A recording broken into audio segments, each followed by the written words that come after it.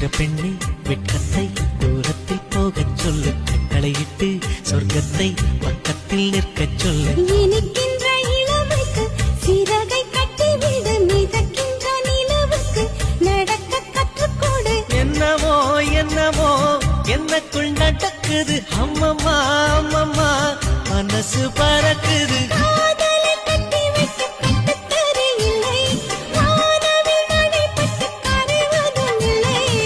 வானத்து நிலவெடுத்து வாசலில் வைக்கட்டுமா?